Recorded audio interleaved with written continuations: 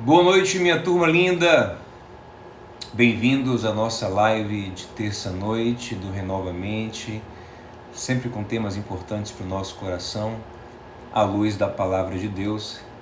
Quem vai entrando, vai deixando seu oi, seu coração, e se você quiser, compartilhe essa live com outras pessoas também, que eu acredito que serão abençoadas de estarem aqui conosco. Hoje eu vou compartilhar com você uma das coisas mais preciosas que eu carrego no coração, que é a forma como eu tenho lidado com o medo na minha vida.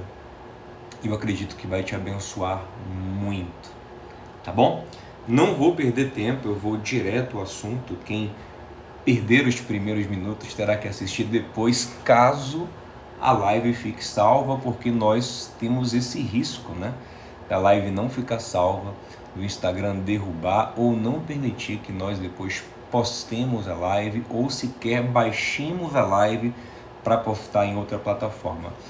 Boa noite a todos que estão entrando, muito bom ver todos vocês aqui comigo. Então, fiquem ligados, tenham medo de sair e acabar perdendo o conteúdo, que vai ser bem objetivo, mas eu creio que será muito precioso. Vamos tratar do medo hoje aqui e vamos ficar livres em nome de Jesus, com a graça de Deus, do medo, o medo ruim, o medo que nos paralisa, o medo que nos impede de viver o que é necessário.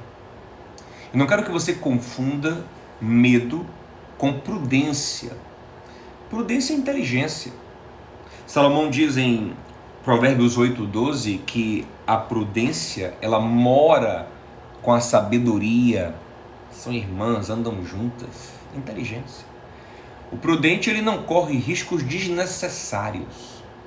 O medroso não corre os riscos necessários. Entendeu a diferença? O prudente não corre riscos desnecessários. O medroso é aquele que não corre os riscos necessários, inerentes à vida, essenciais para que desenvolvamos os propósitos de Deus na nossa vida. Prudência é o que está aqui em Provérbios 27:12. O prudente percebe o perigo e busca refúgio.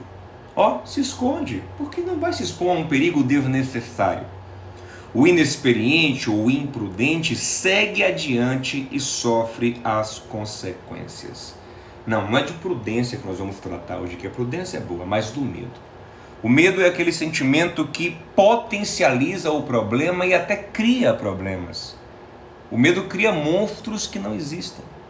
E o medo nos paralisa. É lógico que eu vou tratar através da luz da palavra de Deus, da Bíblia Sagrada, num viés cristão, e eu te convido a vir nesse caminho comigo, porque é o caminho que eu conheço para vencer o medo. Eu não vou entrar aqui num caminho filosófico, num caminho psicológico, porque sinceramente eu conheço um pouco de muita coisa, e eu não conheço nenhum caminho melhor do que esse que vamos apresentar hoje aqui para vencer o medo. Talvez o versículo-chave nessa noite, um versículo que nos dê uma semente para tudo que nós vamos colocar aqui, é 1 Coríntios 13:13, onde Paulo apresenta o tripé da alma. Ele diz que permanece três coisas em nossas vidas: fé, a esperança e o amor. E o maior destes é o amor. O fundamento mais largo, mais importante é o amor. Mas o amor também está apoiado com fé e com esperança. É o tripé do sustento humano: fé, esperança e amor. E nesse tempo tão difícil que nós estamos vivendo, e não pense que não é um tempo difícil, sim, estamos vivendo um tempo dificílimo. Quem te negar isso está enganado, está alienado ou até mal intencionado. Sim, estamos vivendo um tempo difícil. Mas eu confesso a vocês que eu não estou com medo desse tempo. Eu estou buscando ser prudente, não correr riscos desnecessários, mas eu continuo com coragem para viver tudo o que é necessário, sem medo algum, E eu quero te explicar como é que isso funciona. A primeira coisa que você tem que fazer para encontrar esse caminho de vencer o medo à luz da palavra de Deus, à luz de Cristo Jesus, é você abrir mão do otimismo. Exatamente. Abra mão do otimismo. O otimismo, ele vai te decepcionar. Porque o que é o otimismo? O otimismo é um modo de pensar que não tem um fundamento sólido. É uma esperança sem fundamentação. Você entende? Por que vai dar certo? É porque eu espero que dê certo. Porque eu estou com um pensamento positivo. Quantas pessoas tiveram na virada de 2019 para 2020 um pensamento positivo e nem assim deixaram de ter um ano muito difícil? Muitos morreram cheios de pensamento positivo. Otimismo é essa esperança não fundamentada. O que eu quero que você construa é uma esperança bem fundamentada. Fundamentada onde? Na fé. É o que a Bíblia diz. Fé é a base para a esperança, é o fundamento, é um suporte para a esperança, junto com o amor, que é um outro suporte desse tripé. E no otimismo, você às vezes crê na sorte, crê no acaso, mas a esperança que a Bíblia nos propõe, nós cremos em uma pessoa. Então, o primeiro conselho que eu quero te dar é: escolha alguém em quem você vai apostar todas as suas fichas, em quem você vai depositar a sua esperança. Escolha alguém. Pode ser seu marido, pode ser sua mulher, pode ser seus filhos, seus pais. É muito comum que a gente deposite toda a nossa confiança nos nossos pais. Pode ser o líder espiritual, pode ser o patrão, pode ser um líder político. Eu penso que é melhor do que esse otimismo vazio, essa mandinga de que vai dar certo, fé no amanhã. Que amanhã? Fé numa energia impessoal. A energia impessoal do universo não tem sentimento. A energia, o cosmos não tem afeição, não tem amor, não tem... Olha o que estamos vivendo aí. Estamos vivendo uma pandemia terrível que está matando milhares de pessoas. Fé no quê? É melhor ter fé numa pessoa. Melhor escolher alguém em quem você vai crer. Só que quando você começar a pensar em quem escolher, você começa a ter um problema. Porque você começa a observar que o seu pai, por mais maravilhoso que seja, ele está envelhecendo. Precisa perceber que a sua mãe, por mais guerreira que ela seja, ela também encontra limitações. Seu marido pode ser um herói, ele tem suas limitações. Sua mulher pode ser a Mulher Maravilha e ela tem limitações. Seus filhos podem ser torres fortes na sua vida, mas eles também têm limitações. Então, se eu fosse você, eu escolhia uma outra pessoa em quem acreditar. Uma pessoa que passou nessa terra, tem testemunhas. Ei, não é brincadeirinha não, tem documentos, tem história dele, tem relatos. E as pessoas que relataram a vida desse homem, em quem eu proponho que você coloque a sua confiança, eles acreditavam tanto na história que os seus algozes os prendiam para sufocar aquele movimento que estava começando e diziam: olha, nega esse homem, essa história desse homem que morreu e que ressuscitou, está bagunçando tudo, nega ele. Se vocês não negarem ele, vocês serão mortos. E os homens que contavam aquela história, os homens que foram testemunhas oculares daquela história, diziam: nós não podemos negar, a nossa esperança está nele. Foi tão poderoso, tão impactante o que nós vimos e ouvimos dele, que a gente não pode negar, porque se a gente negar ele, negamos a nossa esperança, e sem esperança, o homem não vive. Sem essa perspectiva de um amanhã, o homem é um ser que se projeta para o futuro. É o único ser na criação, assim, nenhuma outra criatura tem essa projeção de futuro, essa preocupação com o futuro, só o homem tem, porque o homem é a imagem de Deus, e Deus ele pensa no passado, no presente e no futuro ao mesmo tempo. Então o homem tem essa característica, ele considera o passado, ele vive o presente, mas ele tem que ter esperança para o futuro. Então, quando pegavam os homens que andaram com o homem que eu estou propondo que quem você confie, você já sabe quem é esse homem, Jesus Cristo. Quando pegavam os discípulos de Jesus, disseram, neguem, eles não podemos negar. É o que Pedro disse em João capítulo 6, quando Jesus falou assim, vocês também querem ir embora? E Pedro falou, Senhor, para quem iremos? Para quem iremos? Só o Senhor tem as palavras de vida eterna. O que o Senhor nos propõe, ninguém pode nos oferecer. Então tu és agora a nossa esperança. Tu és agora o nosso tudo. Então esses homens que contaram essa história, eles morreram defendendo essa história. Então isso aí já é uma coisa extraordinária para você acreditar nesse homem. Mas aí eu quero te dar uma experiência pessoal minha. Eu tenho caminhado com esse homem.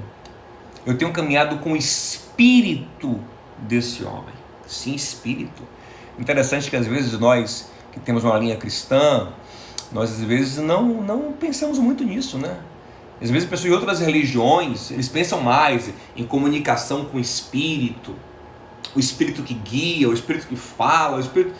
Mas essa é a proposta cristã, muito antes do kardecismo, muito antes de eu conhecer as vertentes das religiões africanas, ou enfim, há milhares de anos daqui a proposta do Antigo Testamento também era essa, eram homens que recebiam o Espírito Santo, e do Novo Testamento, essa é a proposta de um relacionamento com o Espírito de Cristo, é assim que ele é chamado em Atos muitas vezes, o Espírito de Cristo nos guiou para cá, nos levou para lá.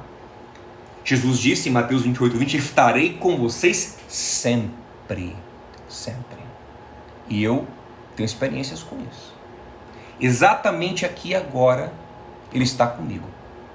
Ele está aqui. E eu confio nisso. Eu acredito nisso. Ele é uma pessoa. E que pessoa Ele é? Eu gosto da forma como Ele se apresenta em Apocalipse 1:8. E Apocalipse 22:13, final da Bíblia, vai e fala, eu sou o alfa e o ômega. Eu sou o princípio e o fim. Significa isso. Tudo começou em mim. Tudo vai terminar em mim. Lá na gênesis do mundo eu estava. E no final de todas as coisas eu estou. Então eu estou no controle de todo o processo. Ele não é alguém que está tentando controlar o processo.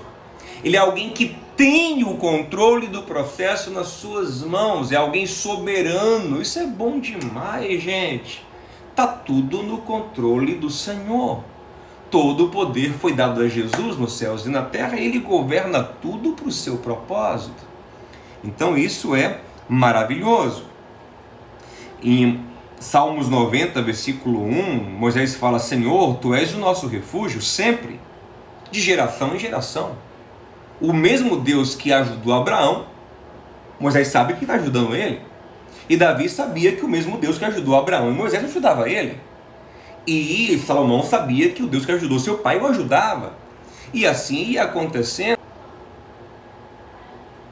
Aconteceu alguma coisa aqui que eu não sei explicar, mas acho que estou aí, né? Estou aí. Instagram, não me boicote, Instagram. Eu não te fiz mal algum, só estou fazendo bem aqui. Agora vamos lá para a gente poder virar uma chave importante aqui. Sim, então, deixa eu falar uma coisa.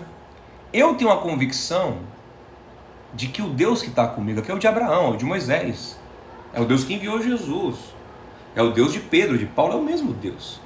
Que age de formas diferentes na história, porque o propósito dele vai evoluindo, vai amadurecendo, vai se revelando de novas formas. Deus não agiu no tempo de Moisés como agia no tempo de Abraão, foi diferente. No tempo de Elias como no de Moisés. O de João Batista, por exemplo, foi bem diferente do de Elias e do de Eliseu, bem diferente. João Batista foi um homem que não experimentou nenhum milagre sobrenatural em seu ministério, mas estava cheio do Espírito Santo.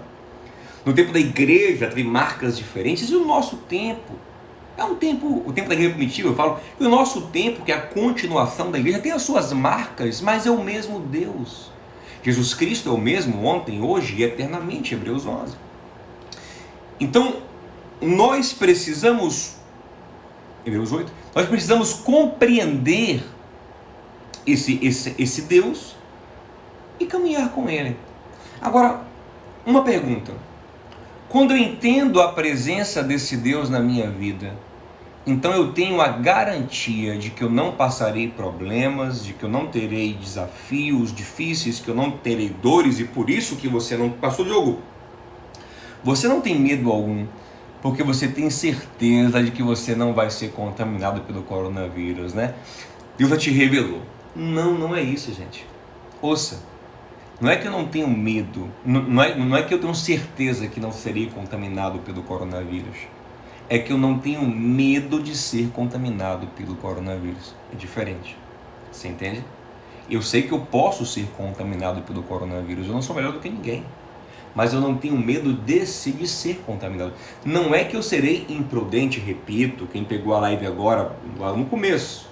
Prudência não é medo, prudência é importante. Eu vou fazer o máximo para não ser contaminado, nem contaminar ninguém. Mas eu não tenho medo de ser contaminado. É diferente.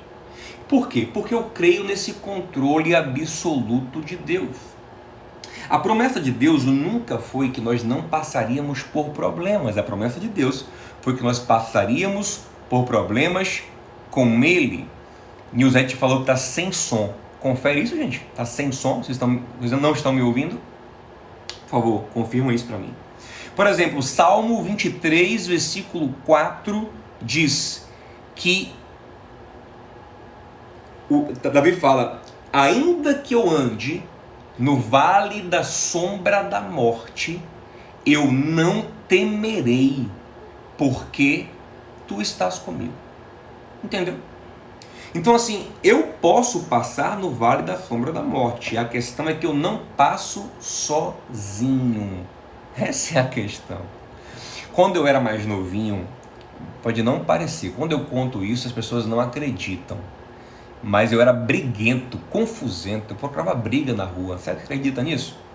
Engraçado que eu era um baixinho, briguento, né? E tinha um amigo meu, um amigão, até hoje, um irmão para mim, Danilão. Danilão é um homem exarrão, forte. Danilão tem 1,90 m e tantos. Na época ele malhava, gigantão. Mas Danilão é um cara de boa, um cara tranquilaço. Mas eu gostava de ter Danilão comigo, porque eu procurava briga e encostava nele. E aí a presença dele me dava confiança. Poxa, Danilão, ele nem gostava de brigar, coitado, mas aí ele entrava nas confusões por minha causa.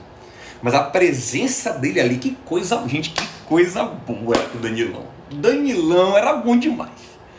Eu procurava briga, encostava em Danilão, 1,90 m, os braços desse tamanho. Pá! Eu aqui, ó, pá, vem, ó. Tô com o Danilão. Era gostoso demais. Então, tinha problemas, tinha confusão, mas tinha Danilão ali. Então hoje o sentimento que eu tenho no coração é exatamente isso. Vai ter problema, vai ter dificuldade, vai ter luta, mas eu tenho o Senhor comigo. É isso que Davi está dizendo. O costume do meu Deus é me levar em pasto verdejante. Ele gosta de me levar em lugar bom, mas vai ter uma hora que eu vou ter que passar por um lugar ruim, pelos propósitos soberanos de Deus. Eu vou ter que atravessar o vale da sombra da morte, mas eu não vou ter medo porque eu não vou sozinho. Essa é a questão, eu não vou sozinho. Eu não encaro nada na vida sozinho. Quantas vezes eu novinho me embrenhava pelas favelas de Salvador, indo pregar. Algumas vezes, confesso, fui até imprudente, isso não é bom.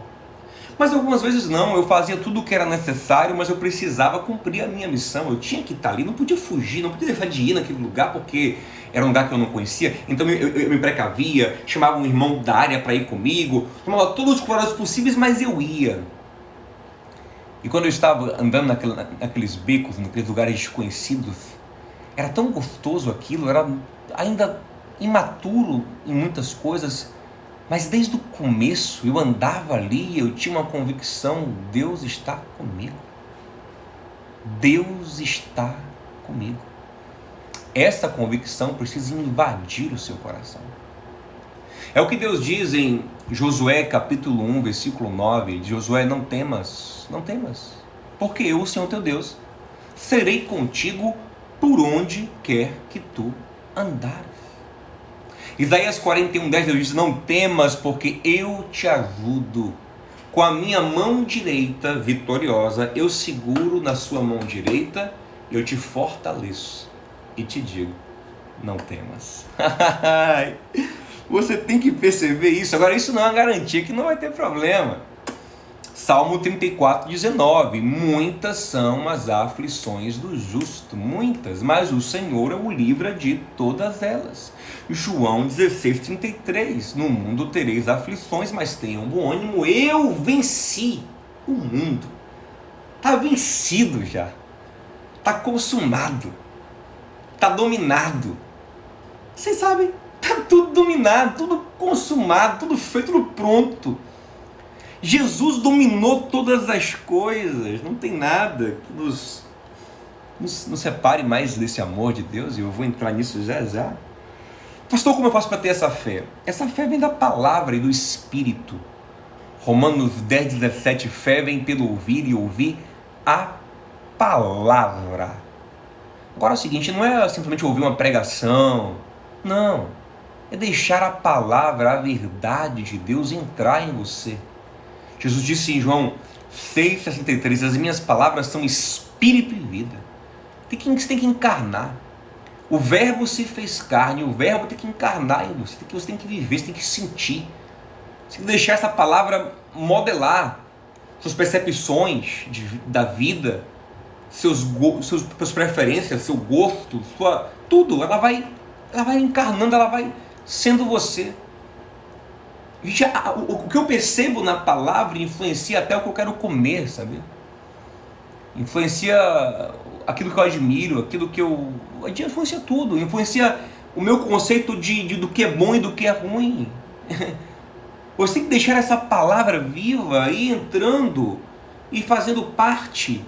Essa palavra que é espírito, que é verdade, e entrando no seu coração.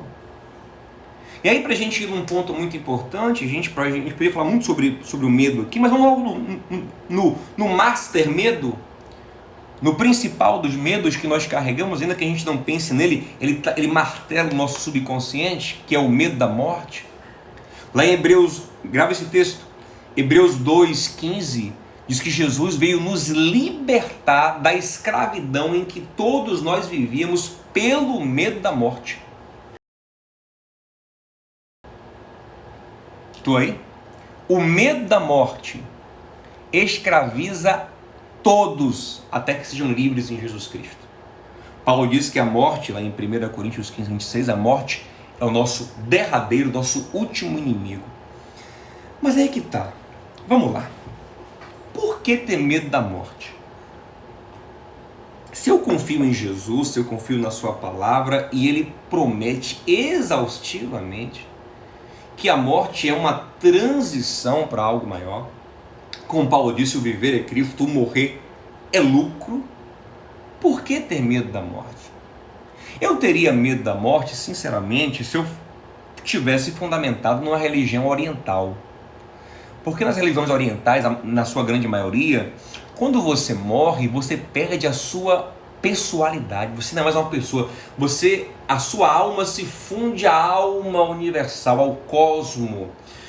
Você é uma gota do oceano que volta ao oceano. Então você não é mais uma pessoa, você é parte de um todo, sem personalidade. Aí não há amor.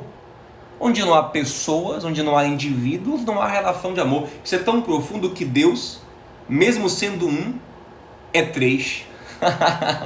São três pessoas que formam um Deus, Pai, Filho e Espírito Santo. Por quê? Porque Deus é amor. E para ser amor tem que ter pessoas diferentes. E a promessa do Evangelho não é que nós, quando morrermos, seremos fundidos ao cosmos de maneira impessoal. Não, que nós seremos uma pessoa. Ei, você dormiu aqui, acordou consciente, pessoa, com emoções, com vontades, com percepções, com relações, com amor, que é o nosso grande... Sabe, no fundo, sabe o que a gente tem mais medo? Não é da morte, é do não amor. Porque a essência da vida é amar. Nós, no fundo, temos medo de perder o que amamos, de deixar de amar. de perder quem amamos, de deixar de viver a vida para amar. Nosso medo é esse. Mas quando eu entendo que a morte me projetará para um lugar de amor ainda mais profundo, que medo eu vou ter da morte, gente? Nenhum. Lógico, você me perguntar hoje, Diogo, você quer morrer? Lógico que não quero morrer, porque eu creio que eu preciso cumprir um propósito nessa terra.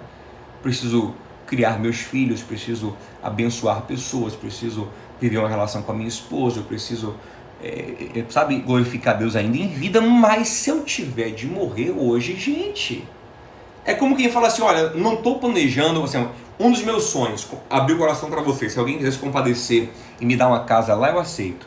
Um dos meus sonhos, um dia morar em Nova York. Ser humilde, simples, ter vontade de morar em Nova York. Só que antes de ir morar em Nova York, que eu queria que fosse minha aposentadoria, para ficar caminhando velhinho pelo Central Park, eu ainda quero ficar aqui no Brasil, na minha amada Salvador, Bahia, fazendo a obra de Deus, fazendo bem às pessoas. Mas digamos que alguém falasse assim, Diogo, sua missão aqui na Salvador acabou, não tem mais o que você fazer, eu estou antecipando a sua ida para Nova York com tudo pago.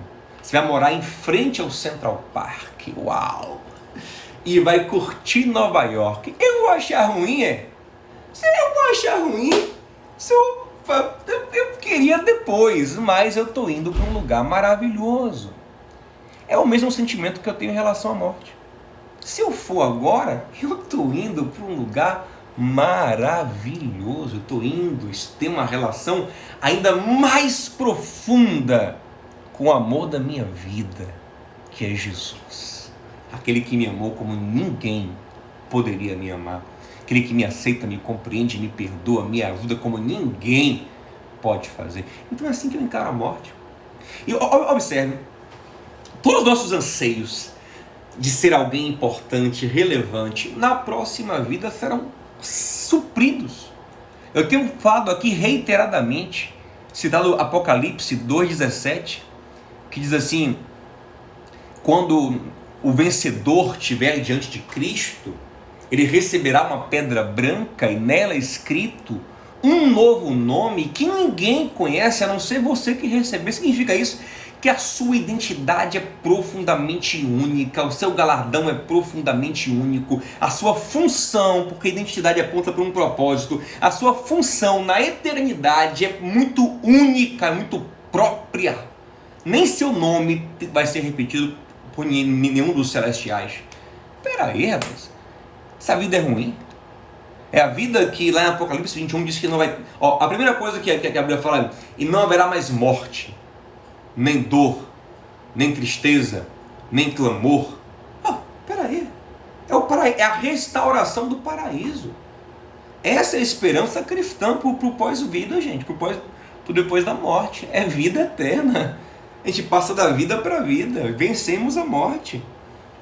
Eu acho tão legal quando, lá em Lucas 23, o ladrão da cruz, né? Que coisa maravilhosa aquele cara. Ele olhou para Jesus e bateu uma fé no coração dele. Que coisa maravilhosa. Olhou para Jesus, bateu uma fé, é uma coisa do Espírito Santo. Bateu uma fé no coração dele. Rapaz, esse cara tá aqui, mas esse cara é diferente. Esse cara não... Eu conheço o criminoso, esse cara não é criminoso. E se ele não é criminoso, o que ele está falando é verdade. Ele está morrendo injustamente. Rapaz, esse cara é o Messias mesmo. Esse cara está indo para o reino eterno. Jesus, lembra de mim quando entrares no teu reino. O Senhor olha para ele e fala, hoje mesmo estarás comigo no paraíso. Paradise. Hoje estarás comigo no paraíso. Então eu digo a vocês, o meu receio, eu não quero morrer por causa dos meus filhos, porque eu acho que vai ser ruim, né? A não ser que minha esposa case com um cara bem legal e crie eles melhor do que eu, mas eu acho que ser criado pelo pai é diferente. Mas gente, pelo amor de Deus, eu acredito nisso, que o viver é Cristo e o morrer é lucro. E para ser bem sincero com você, que eu não gosto de hipocrisia, eu estou mais evoluído No morrer é lucro, lucro do que no viver é Cristo. No viver é Cristo eu tenho que amadurecer muito ainda, viu? Não vou enganar vocês não. Mas no morrer é lucro eu estou resolvidão. No viver é Cristo eu estou a léguas do apóstolo Paulo. Mas no morrer é lucro eu acho que eu estou ali perto. Graças a Deus. E eu gosto de cantar porque ele, né? Porque ele vive, posso crer no amanhã. E tem um trecho da música que fala assim, ó. E quando enfim chegar a hora em que a morte enfrentarei, sem medo então terei vitória, verei na glória o meu Jesus que vivo está. Acredita nisso? Acredito nisso. Acredito piamente nisso. Pronto. Eu vou temer o quê? Não, né? Mas aí agora eu quero aprofundar algo com vocês. Vamos lá, dar uma aprofundadinha. Vamos aprofundar um pouquinho? Pastor, beleza. Mas venha cá. E se na hora H der um chabu, sei lá, não for bom, e eu morrer? Porque assim, por que eu estou falando de medo? Porque se você vencer o medo da morte, você vence todos os seus medos. É como Baltasar Gracian fala, eu gosto muito do que ele fala assim, ó.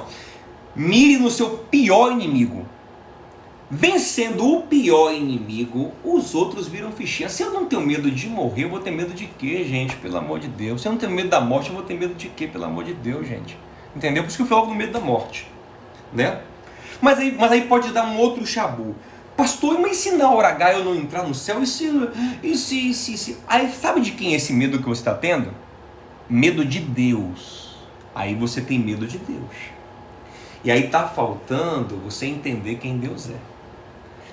Tá faltando você ter uma revelação de quem Deus é. E aí eu quero ler um texto com você. Ó. 1 João, capítulo 4, versículo 16. Diz assim, ó. Assim conhecemos o amor que Deus tem por nós. E confiamos nesse amor. Deus é amor.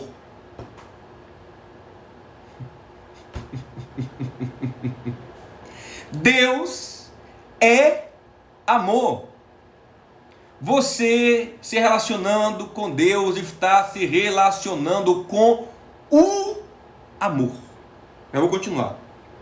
Todo aquele que permanece no amor permanece em Deus e Deus nele. Eu permaneço no amor. Eu me sinto todo amado. Em tudo, todas as coisas cooperam para o bem daqueles que amam a Deus. Eu vou chegar nesse texto ainda. Dessa forma, ele continua, o amor está aperfeiçoado entre nós, para que no dia do juízo, ou no dia que você morrer, ou no dia do juízo, tenhamos confiança. Porque neste mundo somos como ele. No amor não há medo, pelo contrário, o perfeito amor expulsa o medo. Como eu te falei no começo, o tripé, qual é o tripé? Fé, esperança e amor, e o maior é o amor, e o amor expulsa o medo, porque o amor está ligado a essa fé, essa confiança em Deus, e nos dá esperança. Que medo, quem vai me julgar é o meu Pai. Quem vai me julgar é o meu Pai. E eu estou nele, e a sentença que ele me der é boa. Ouça uma coisa, ainda que ele viesse a me condenar, eu confiaria nele. Só que ele já prometeu que eu não estou condenado. Não há condenação para os que estão em Cristo Jesus, porque Cristo morreu no lugar deles, então não há mais condenação para eles. Cristo foi crucificado, condenado no meu lugar, ainda tem isso. Mas ainda que eu fosse condenado, só por ser condenado por ele, é ele quem vai condenar, é o amor quem vai me condenar. Você entende isso? Eu confio no amor. Mas vamos lá. No amor não há medo, pelo contrário, o perfeito amor expulsa o medo, porque o medo supõe castigo. Aquele que tem medo não está aperfeiçoado no amor. Nós o amamos porque ele nos amou primeiro. Então, se eu tenho medo ainda, eu ainda não entendi essa relação com Deus. Eu ainda não compreendi quem Deus é, e João está falando aqui, que eu fico com medo do castigo. Mas peraí, que medo do castigo? Se quem vai me castigar é meu pai. Eu falei, falar uma coisa, Maria Esté é uma figura, gente. Maria Esté é uma figura. E eu reclamo com ela às vezes, eu ameaço. Eu digo, Maria, eu vou fazer, eu vou acontecer com você. Maria não tem um pingo de medo de mim. Não tem. Não tem. Tainá até às vezes fala, Diogo, sua filha tem que ter mais reverência com você, ela tem que te respeitar mais, tem que te temer mais, porque ela não tem medo nenhum, mas eu gosto disso. Eu quero que ela me respeite. Eu quero que ela saiba que o pai é autoridade. E ela, se ela não respeitar, eu jogo duro. Mas eu gosto que ela não tenha medo. Eu acho terrível quando um filho tem medo do pai. Meu pai, não tem medo nenhum, medo zero. Eu falo tal, ela não acredita. Eu falo assim, Maria, olha, a gente vai viajar, você vai ficar aí, viu? Brincadeira sua. Ela não acredita em nada. Tudo de ruim que eu falo, brincando que eu vou fazer, ela não acredita em nada. Medo zero, porque ela sabe que eu sou o papai dela. E é assim que eu me sinto com Deus. Hebreus 12, 6 fala assim, que Deus ele castiga quem ele ama. Então, né, ele fala assim, ó, não fiquem tristes quando Deus castigar, porque até o castigo dele é de amor. Então, se meu pai me bater por amor, é gostoso, é maravilhoso, é meu pai me amando, é meu pai me disciplinando, meu pai me corrigindo. Eu vou ter medo disso, nada, eu vou ficar de boa total. Então, assim, em Mateus 7,11 fala que se nós somos pais maus, tratamos bem os nossos filhos, é o que Jesus fala, se vocês pais maus tratam bem os vossos, se Diogo, pai mau, é um papai para Maria Esté e para Judazinho agora também, quanto mais o vosso Pai Celestial. Gente, vamos acordar, né? Então aqui, vamos dar uma olhada aqui em Romanos 8, já para ir caminhar para o final dessa live. Eu quero que você agora, se possível, pegue sua Bíblia aí e abre Romanos 8. O melhor capítulo da Bíblia, para mim, é o que eu mais gosto. Se você ler Romanos 8 todo dia, você vence o medo, vence tudo, fica forte. Vamos lá, eu vou ler algumas coisas com você aqui. Primeira coisa, o mistério espiritual que acontece em nosso coração pela fé. Fé, esperança e amor. Fé, esperança e amor. Pela fé, pela fé. 15, Pois vocês não receberam um espírito que os escravize para novamente estarem com medo, mas receberam o espírito que os adota como filhos, pelo qual clamamos, Abba, Pai. Vocês não são escravos, são filhos amados, vocês têm um papai no céu. O próprio Espírito testemunha ao nosso espírito que somos filhos de Deus. Você tem que buscar esse testemunho todo dia, em oração, na palavra e na comunhão. Porque a comunhão com outros irmãos testifica isso em nosso coração também. Aí eu vou dar uma adiantada aqui. Eu vou pro versículo 28. Olha isso aqui. Ouça isso aqui. Leia, percebendo, sentindo o texto.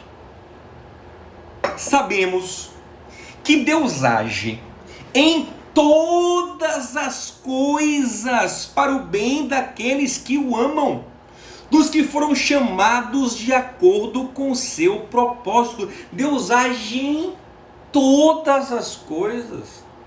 Pastor, até no meu pecado, se você se arrepender e ele for redimido em Deus, Deus pode tirar um proveito daquilo que foi ruim. Lógico, não é que vai ser ideal, não é que vai ser como se você não tivesse pecado, tem consequências.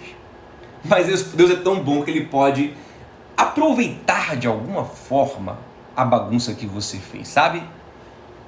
Deus age em todas as coisas para o bem daqueles que o amam, dos que foram chamados de acordo com o seu propósito. Pois aqueles que de antemão conheceu, também os predestinou para serem conformes à imagem de seu Filho, a fim de que ele seja o primogênito entre muitos irmãos. E aos que predestinou também chamou.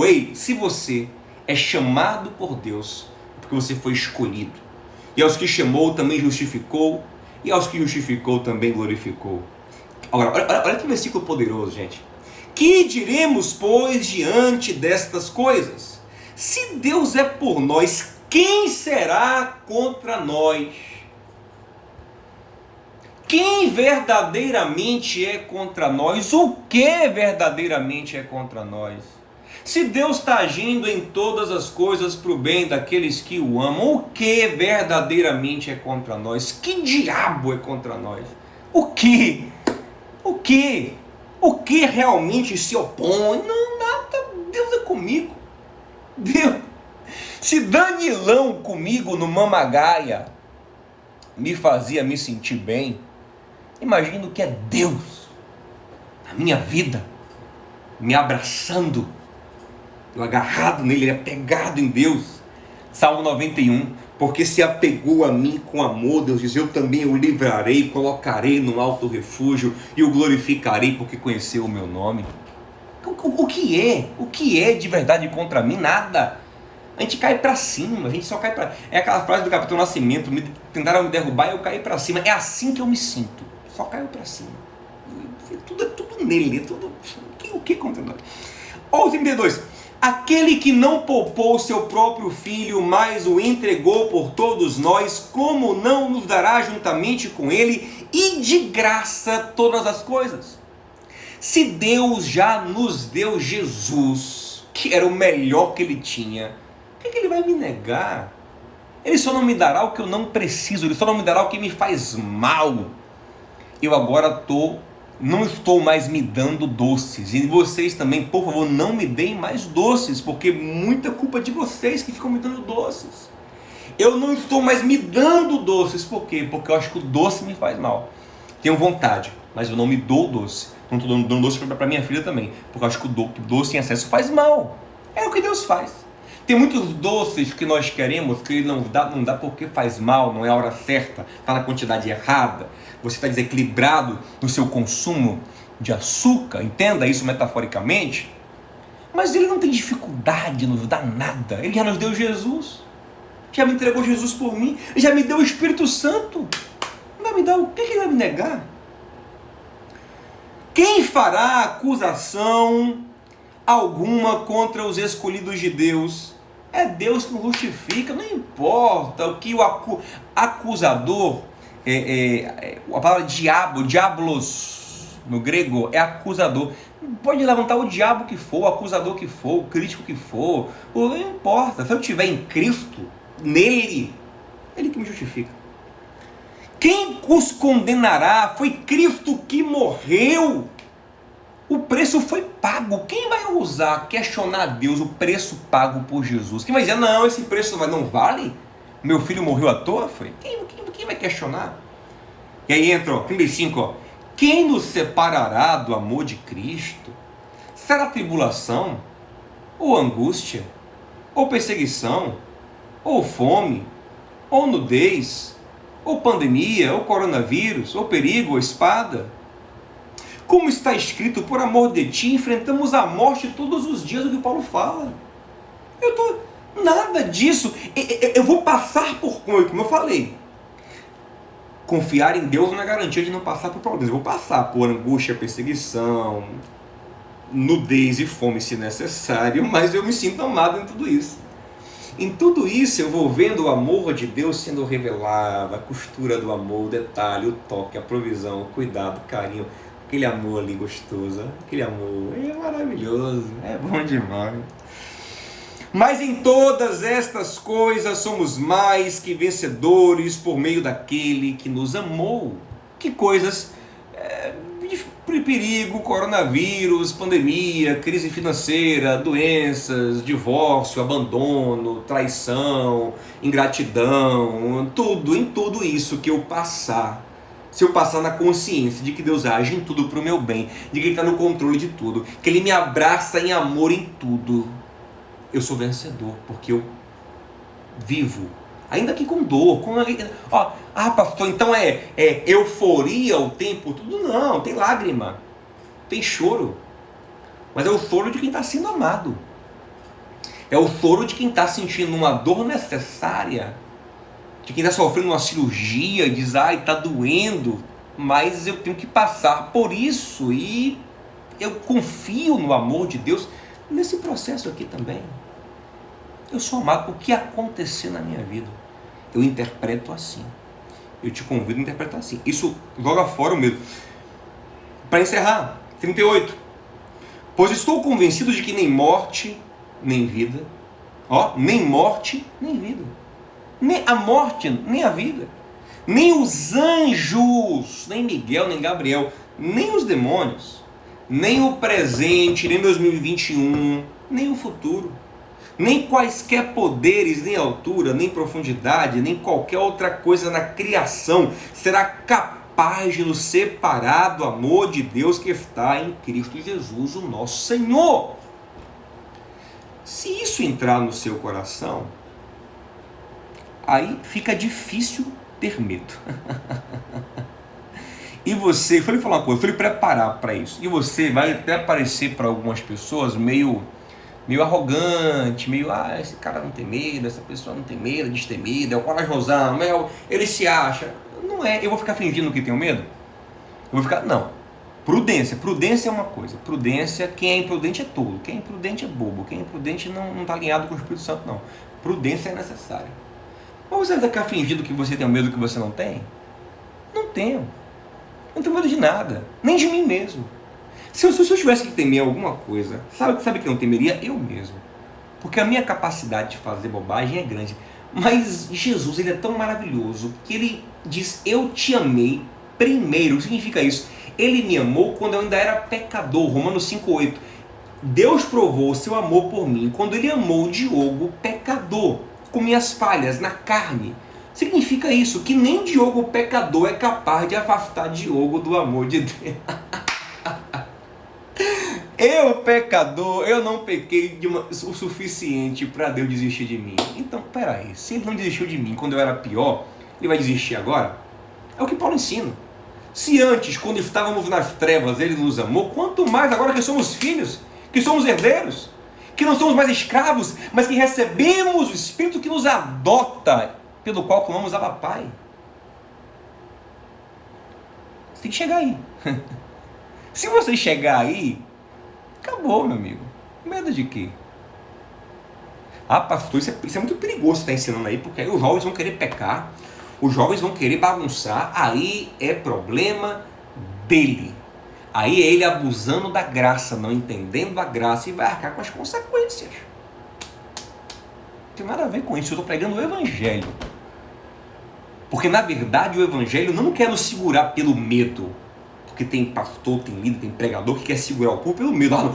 Tenha medo da consequência. Não. A gente não peca é por amor. A gente não peca é porque o pai fica triste. É isso aí. Eu não quero que Maria Esther não faça as coisas erradas aqui porque tem medo de eu bater nela. Meu pai tem... Não, eu quero que ela pense, poxa, meu pai não gosta, meu pai fica triste, meu pai... É isso que eu quero. E a mesmíssima coisa que Deus quer. Deus não te quer com medo dele nenhum. Nenhum. É isso aí. Se você entender isso, se você crer, compreender, se lançar em fé no amor, a esperança flui. Aí pronto. Fé no amor, a esperança flui. Fé, esperança e amor. Acabou. Não tem mais medo. Medo de quê? Eu queria até responder perguntas, mas eu não tenho tempo. Você fala assim, pastor, e medo de não sei o quê? Não. Deus, no controle de tudo. Mas e se Deus me livre e guarde, foi uma coisa aqui duríssima. Mas e se alguém que você ama muito morresse? O quê? Eu vou sofrer muito. Eu vou chorar muito. Mas não vai anular o que está escrito. E eu creio nisso. Que a morte não me separa do amor de Deus. Nem a morte, nem a vida. Nem o presente, nem o futuro. De alguma forma eu estou sendo amado. Ainda que eu não compreenda, eu não tenho que compreender tudo. Davi disse no Salmo 139, quando ele pensa na onisciência e na onipresença de Deus, ele fala assim, Senhor, tal ciência é maravilhosa demais para mim, eu não consigo atingir. Eu não consigo, mas eu confio. Eu não sei, eu não entendo como o piloto do avião pilota o avião e eu confio nele. Eu não sei o que ele faz lá, eu sei que ele decola o avião e ele me leva para onde tem que levar. E eu não vou confiar no meu Deus? Eu tenho que entender tudo o que ele faz para confiar nele? Eu não entendo o elevador da minha casa e eu confio que ele vai me levar para cima e para baixo? Eu tenho que entender o que Deus faz, eu tenho que ter a mente de Deus para confiar nele? Que é isso, gente? Confio. Deixa eu lhe falar uma coisa, tem uma frase de Voltaire, tem até um livro dele aqui, né? de um Voltaire, que ele fala assim, ó, se Deus não existisse, precisaríamos inventá-lo. E eu entendo isso, sabe? Porque, ó, se nada disso fosse real, se fosse apenas, ouça o que eu vou lhe falar, pode parecer louco, mas se você entender, isso vira uma chave. Se tudo isso que eu falei aqui fosse mera imaginação, valia a pena. Porque o estado de espírito que isso te leva é tão poderoso, é tão gostoso, que eu diria, valia a pena. Ó, finge que Deus existe, confie nesse amor, vale a pena. Só para você parar de ser escravo desse medo.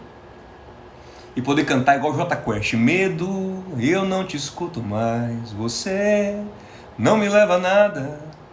É bom.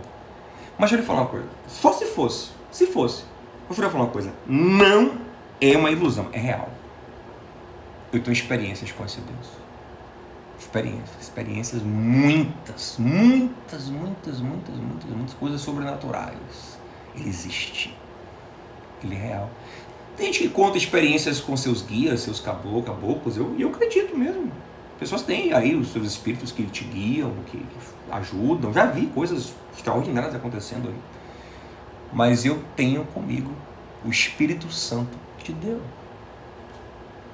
Ele é real. Você tem com você também. Você entende? Então confia nisso.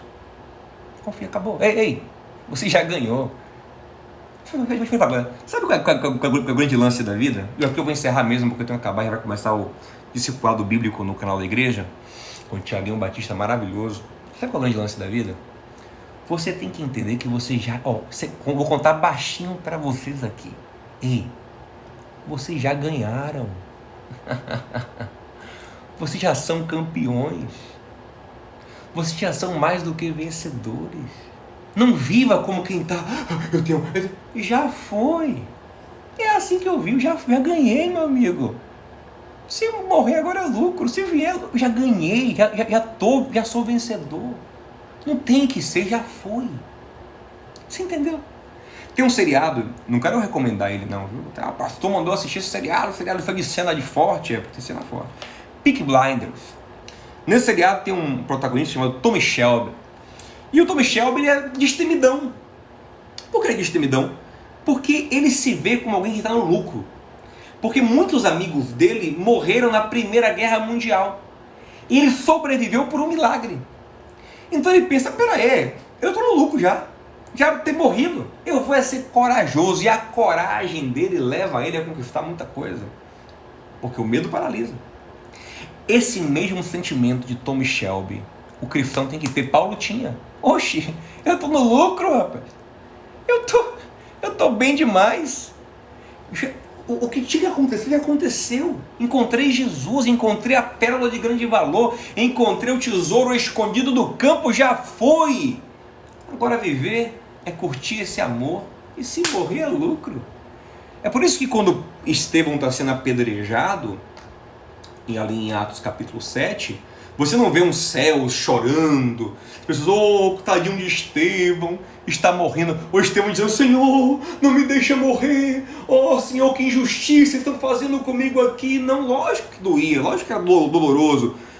Se tomar uma pedrada dói, assusta. Lógico que os crentes viram aquilo e ficaram receosos. Poxa, que coisa triste. Mas sabe como Estevão morreu? Cheio do Espírito Santo?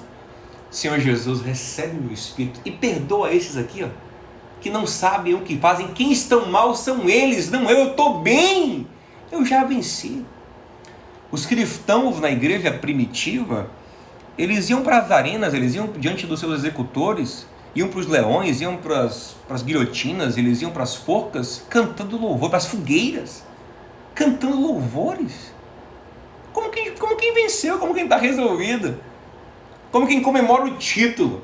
Sabe quando você chega imagina aí, você, pronto, uma definição muito boa aqui, Digamos que você ganhou o título com 10 rodadas de antecipação. Seu time ganhou o título com 10 rodadas de antecipação. Aí as últimas 10 rodadas você começa a tomar goleada. É bom? Não é bom. É sofrido, é feio. Seus maiores rivais começam a te golear. Beleza, é até ruim. Mas você fala assim, Paris, você pode golear, eu já ganhei. Quando acabar o campeonato, o troféu é meu. É como Paulo diz, combati o bom combate, completei minha carreira, guardei minha fé, agora eu vou receber a minha coroa, a qual o Senhor reservou, não só para mim, mas para todos aqueles que o amam, que amam a sua vinda, que se embrenharam em amor com esse Deus, que se apegaram a esse Deus, que amam Ele. Acabou, meu amigo. Ama Jesus, confessa a Ele, confessa.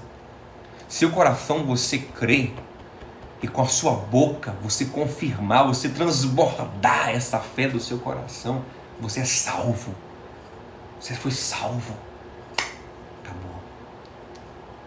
Acabou o medo. Deixa um comentário sobre essa live. O que você achou dessa live? Marca alguém aqui nos comentários que precisa ouvir essa palavra. Compartilha com alguém também. Me sugere aqui temas para lives do Renovamente nessa pegada. Alma, mente, a luz da palavra de Deus. É a pegada aqui do Renovamente, tá bom? Sugere um tema aqui nos comentários depois. Não aqui no chat agora que eu não vou ver. No comentário, quando eu salvar, quando a live salva aqui. Sugere um tema. Vem comigo pro grupo do Telegram. Tem um link aqui na descrição da minha bio. Vem também para o meu canal do YouTube, onde eu faço live diária, 7h10 da manhã, devocional, revocional matinal.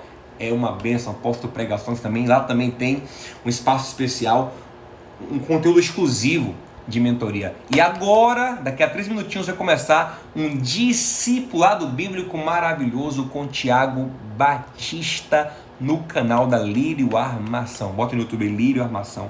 Vai ser bênção. Bom demais. Obrigado pela companhia de vocês. Espero que o que eu sinto e o que eu vivo tenha sido transmitido para vocês.